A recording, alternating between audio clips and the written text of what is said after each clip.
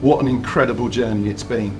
Since I watched the TV programme Climate Change the Facts on April the 18th, 2019, every single person in this room has been involved in the journey that we call the Midas Green Initiative.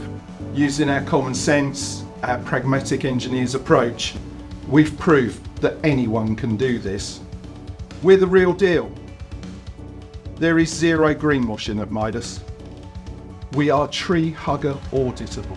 Although, having His Majesty the King's approval, a king that is passionately environmental, well, that's the finest recognition.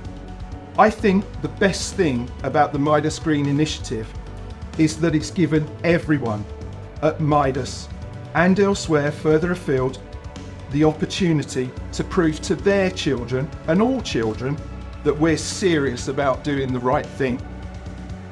I would like to believe that this King's Award acknowledges that fact. It acknowledges that we actually did something. Thank you all for helping Midas win this incredible recognition. Thank you very much indeed.